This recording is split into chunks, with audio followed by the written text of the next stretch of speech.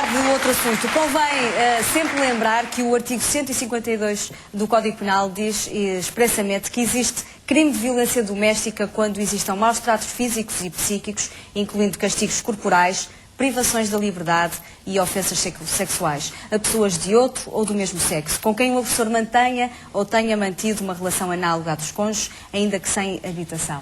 É de violência doméstica que vamos falar agora. Jorge Gabriel conversa com Maria. Maria, é assim que vamos identificar a nossa entrevistada. Ela viveu mais de 2 décadas com um homem que a sujeitou a vários tipos de violência. Violência psicológica, violência física e o resto contará a Maria. Maria, fale-nos do tempo do namoro, fale-nos do tempo do encantamento pelo seu marido. Sim. No princípio, quando nos conhecemos e conhecemos-nos na faculdade, nos tempos da faculdade, aparentemente tudo parecia muito bem, tudo parecia, como se diz em linguagem popular, ser o sobre azul, mar de rosas, exatamente. E creio que até havia um entendimento a nível intelectual, emocional, bastante grande. No entanto, e de forma muito abrupta, nas vésperas do casamento, eu comecei a verificar que o meu hoje ex-marido, ainda bem, começou a ter atitudes violentas. E então as atitudes violentas começaram logo por uma linguagem que eu não estava habituado. Fria e ríspida. E com, eu diria, cheia de termos de calão, que para mim era uma coisa terrível, porque a minha casa... Inesperado. E perfeitamente inesperado, porque não era habitual, não estava habituado àquele tipo de relacionamento com ele, e muito menos em minha casa, com os meus pais, os meus familiares. E então, depois, são 20 e muitos anos, vá lá, quase um quarto de século. Qual foi o primeiro momento em que toma a noção exata de que estava ali a viver um inferno? Logo nos primeiros 2, 3 meses, em que eu... violência física? Sobretudo violência psicológica, muita violência psicológica. A violência física mesmo surge Consegue explicar-me, quando fala em violência psicológica, consegue explicar-me que tipo de atos é que eram praticados? A violência psicológica consistia essencialmente desde o princípio até ao dia em que eu saí de casa, o meu marido tentava fazer com que eu não valesse nada. Portanto, era uma desvalorização permanente. Sim, o aniquilamento total da minha personalidade. Portanto, em casa havia uma pessoa que mandava, que tinha todas as regras, que tinha todas as chaves, digamos assim. Como eu gostava de dizer, era ele quem tinha os livros. Era uma expressão talvez popular, não sei se da Silva um bocadinho. Eu desconhecia essa expressão. Por completo. E o domínio dele era total.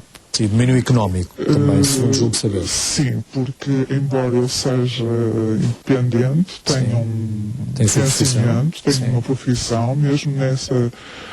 Posso dizer que até dentro, para o padrão normal é acima da média. É acima da média. No entanto, quem tinha o controle total das finanças era ele. Quando se apercebe que não tem retorno a sua vida, nunca tenta ajuda ou é a vergonha que a impede regra geral, de reclamar?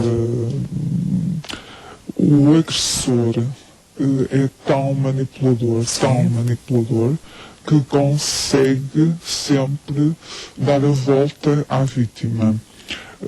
Por exemplo, uma das coisas que o meu ex-marido fazia, depois de me tratar extremamente mal, uma das coisas que ele dizia, de me desprezar e dizia, bem, eu gostava de fazer-te de tapete.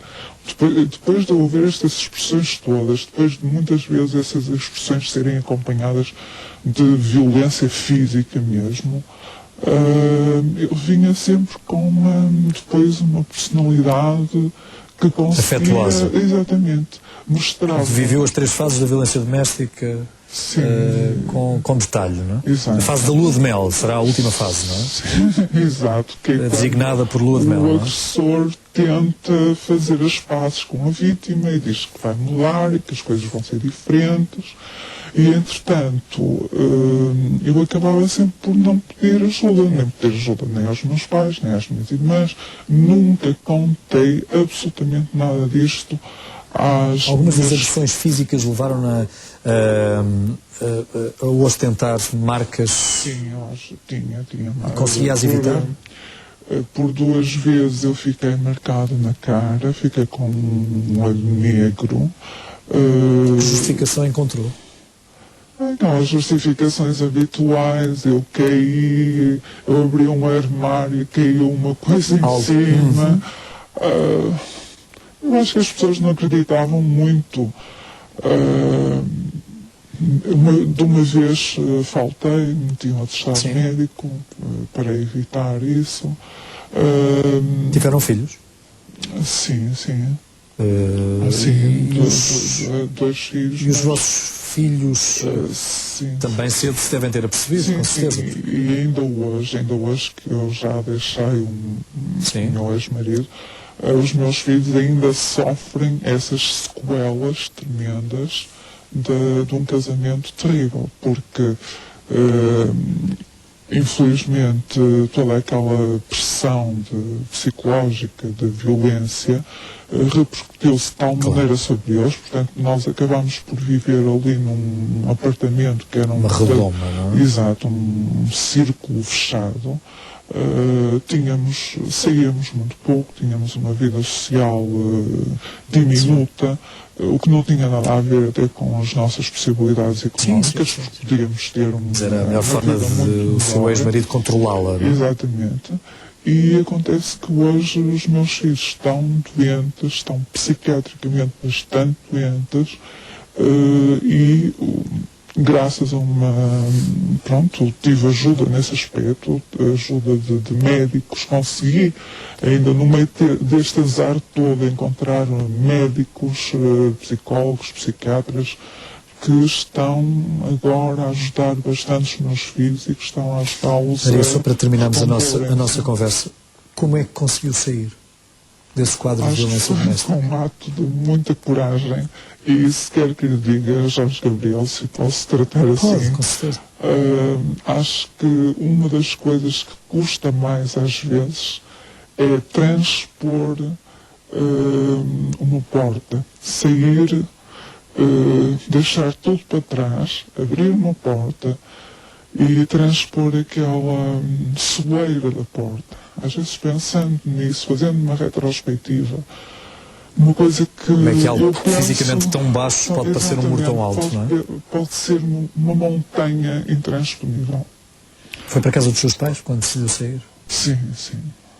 Os seus pais receberam-na e perceberam? Sim, porque os meus pais percebiam que algo estava mal? Estava mal, exato, só que não conheciam a história toda, porque o agressor, sempre que pressente que a vítima lhe está a fugir dos dedos, domina sempre e impede que os pais, os irmãos, os familiares os agentes próximos, não é? Conheçam a história, exato. Está feliz agora? Acho que sim. Eu acho que retomei, como uma das minhas irmãs diz, retomei uma alegria de viver que já não tinha para aí há muitos anos. Perdoou o seu agressor? Ele está perdoado? Não, de maneira nenhuma. Não posso perdoar uma pessoa que me destruiu ou que me estava a destruir as minhas faculdades a nível de produtividade de trabalho, porque eu até considero que tenho alguma criatividade. E até essa estava a ser extremamente prejudicada. Eu gosto de fazer as coisas muito bem feitas, não sou perfeccionista, não sou... Mas não tinha possibilidade. Não estava a ter aquela criatividade que o meu trabalho exige, estava a perder essas faculdades. E quando eu percebi que os meus filhos estavam extremamente doentes e que eu próprio também estava doente e que estava a perder a alegria de viver, que estava a perder aquilo que eu tanto gostava de mim, que era de ser criativa no trabalho, de inovar, de fazer coisas interessantes. E não estava a conseguir porque havia ali um obstáculo. E o basta surgiu na sua vida. Maria, muito obrigado por ter estado aqui connosco na Praça da Alegria. Nós vamos continuar esta nossa conversa sobre a violência doméstica, até porque hoje há uma notícia muito curiosa num dos jornais diários que relata violência doméstica exercida por uma mulher sobre um homem. Sim, também existe, mas sabemos que esses casos são minoritários. Vamos comentar este caso também com a doutora Filomena Neto, advogada. Olá, muito bom dia. Bom dia. E estes casos aparecem-lhe vezes sem conta no seu consultório. Nunca é demais referir que nos últimos 5 anos, 176 reconciliações acabaram em morte. E esta é uma frase que faz parte da campanha nacional contra a violência doméstica. É uma frase elucidativa. É porque uma das fases da violência doméstica é exatamente essa reconciliação, é a fase da lua de mel, do pedido de perdão. Não é por acaso que uma das mulheres que foi morta em 2011 foi morta quando o marido foi ter com ela ao posto da GNR, onde ela tinha apresentado queixa. Ele sai com ela do posto da GNR com o braço por cima do ombro dela e passado 4 horas esta mulher tinha sido assassinada por este marido que provavelmente naquele momento lhe prometeu a felicidade, a reconciliação e o amor. E porque a vítima ama, perdoa, e vai perdoando anos a fio. Só quando o ataque chega aos filhos, das mais variadas formas, seja física, seja emocional, e as mulheres acordam... avaliação, deixa-me acrescentar à tua pergunta, ela ama? Pois, essa é a questão. Eu acho que isso é indissociável de que ela não se ama. Qualquer coisa é melhor do que ela. Ele é sempre melhor do que ela. Nós ouvimos aqui neste depoimento esta desvalorização, tu não vales nada, nem para tapete me serves. E quando este efeito é muito mal compreendido, este efeito é destruidor, porque a mulher vítima de violência, que é vítima de violência durante muito tempo, acredita que ela própria não vale nada. Ela apanha porque não vale nada, ela apanha porque não presta, ela é punida por não valer o suficiente, por não ser o suficiente. E o problema é que nunca nada vai ser suficiente.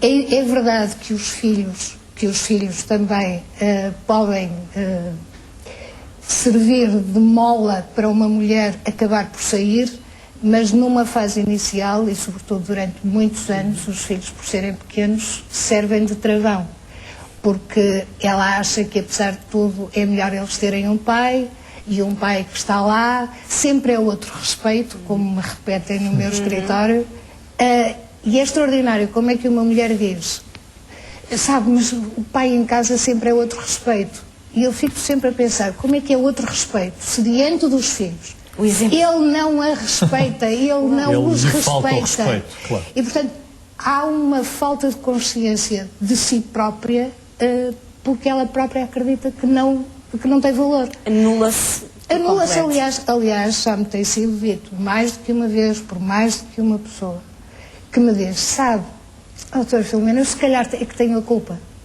Porque a maior parte das vezes, se eu não disser nada e fizer como ele quer, ele não me bate.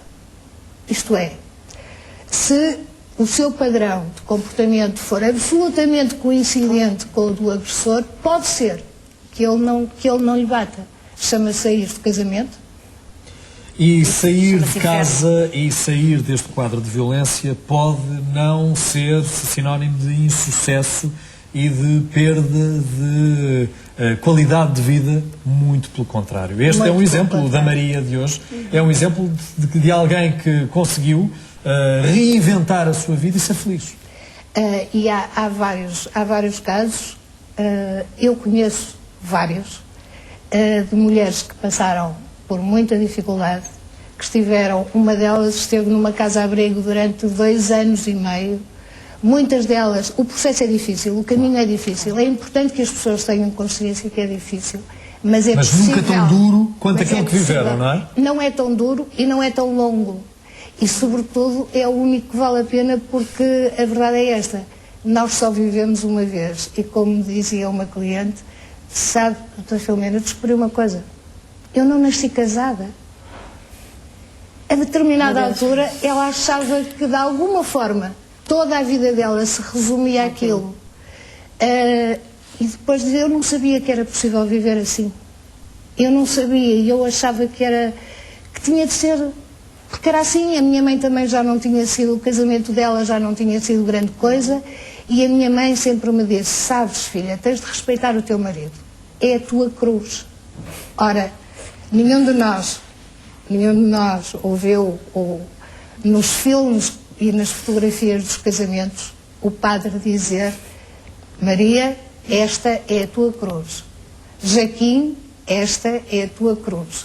Isto não existe. Claro. Não é para isso. Não é para isso. Fazem casamentos, celebram casamentos. Ou uniões. Já não falo de casamentos, não é? Temos muito pouco tempo, mas é curiosa a notícia de hoje do Diário de Notícias, porque revela a morte de um homem. A sua mulher é a principal suspeita. Após uma noite a beber, terá sido cometido esse homicídio. Este homem era vítima de violência doméstica e a vizinhança sabia. E a vizinhança, São imigrantes a vizinhança sabia, aparentemente as próprias autoridades policiais sabiam. E parece que valeu aí uma espécie de princípio da igualdade. Da mesma forma que muita gente não denuncia quando uma mulher é vítima, também, pelos vistos, não denunciou quando esse senhor de 48 anos era vítima das agressões da mulher. Sim. Estava desempregado, a mulher consumia muita vodka, pelo menos pela descrição que é feita na história. E depois também ficámos a saber que a Associação Portuguesa de Apoio à Vítima recebe por ano pedidos de ajuda de 1000 homens. E nós muitas vezes... Que significa muitas vezes homens mais velhos, em que a força física já não é tão diferente e tão evidente, e em que muitas vezes sofrem maus tratos, exatamente porque já são mais velhos. As queixas dos homens são à volta de 13% do total das queixas que são apresentadas. Nós não temos mais tempo para continuar a conversar, mas sempre que houver necessidade voltaremos a este tema. Muito obrigado por ter estado connosco. Se é vítima de violência doméstica, seja ela exercida de que maneira for e de que sexo partir, não deixe nunca de contactar as autoridades. Você tem outro futuro. Até amanhã. Até amanhã.